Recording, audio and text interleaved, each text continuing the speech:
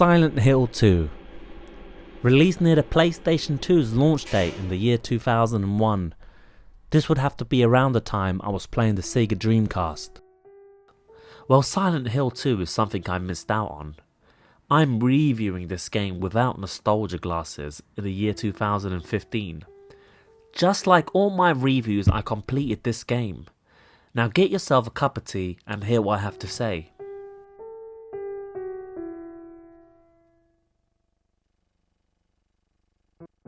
Let's begin. The story starts off with the main protagonist, James, receiving a letter from his dead wife, saying she's waiting for him in their special place, in Silent Hill. When James arrives at Silent Hill, he meets a lady called Maria, who oddly resembles his wife. The story slowly unravels as we find clues throughout the town, uncovering the mysterious happenings at Silent Hill. Mary?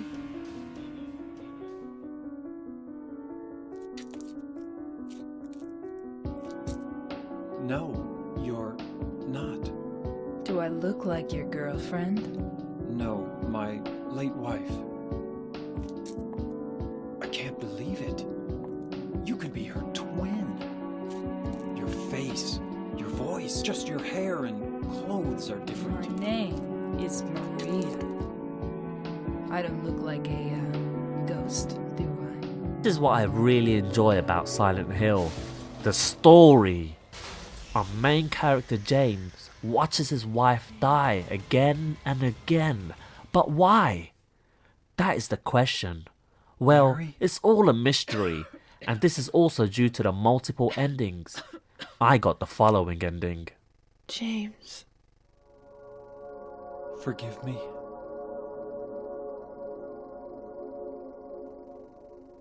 I told you that I wanted to die, James. I wanted the pain to end.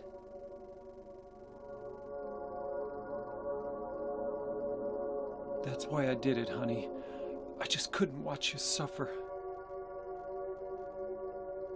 No. That's not true. You also said you didn't want to die.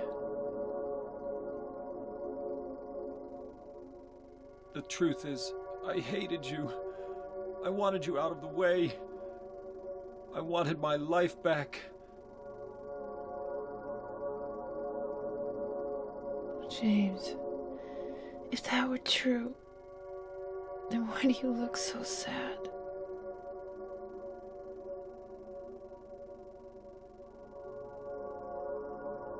Mary? James. Please. Please do something for me.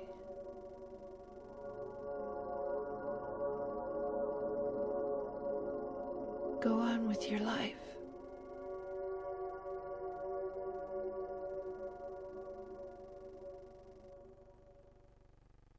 What makes Silent Hill 2?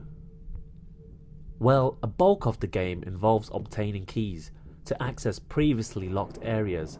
Keys, objects to progress further, which are usually obtained by solving riddles. Which, may I add, you could change the difficulty of riddles at any point. Further to what makes Silent Hill is the atmosphere. Boy, does this game have atmosphere. You walk through dark, cloudy areas. Okay, I understand the developers in Silent Hill 1 had a lack of, power in the PlayStation 1, so they had to use fog. But in Silent Hill 2, it really sets the mood. You shoot monsters who look scary as hell. Like, who doesn't know Pyramid Head by now? And the audio, well, it's some of the best use of sounds I have heard in a horror game. This really sets the mood. Just have a listen. The ambient piano sound, the shutters, all of a sudden the creepy music. Oh, this game has it all. The music is just awesome in this. It really makes it.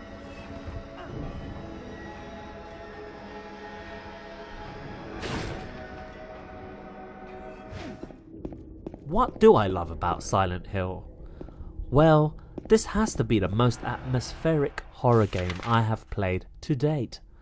It feels like a post-apocalyptic town, and the music for the game sets a somber mood. The Silent Hill universe is incredibly deep.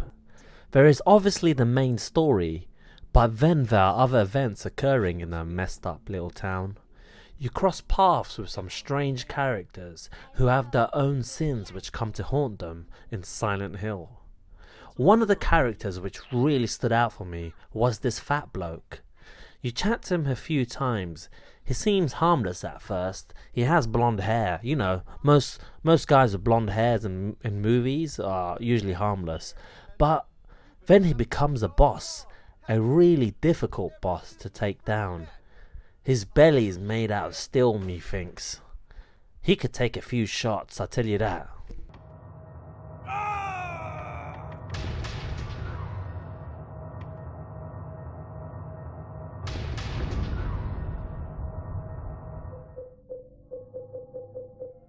Since this is a review, I should mention the bad points.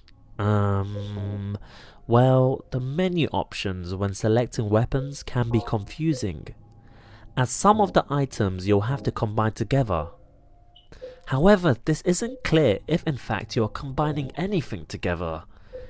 Maybe it's just me, but in general the menu options sure did piss me off.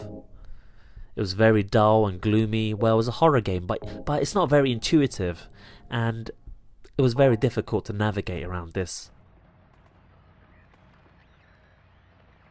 The controls are a bit clumsy.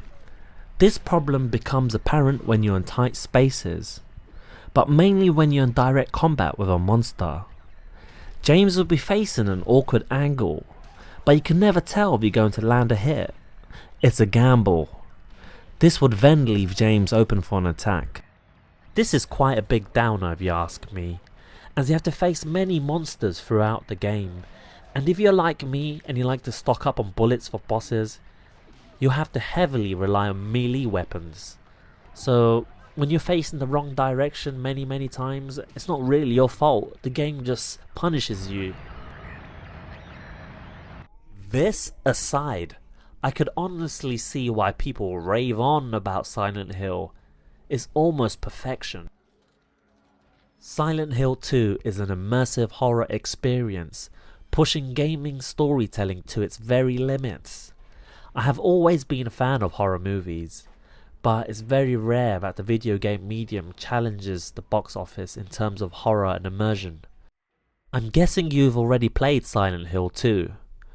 Well, maybe there's a chance you haven't. Well, in that case, pick it up. That's only if you dare to enter Silent Hill.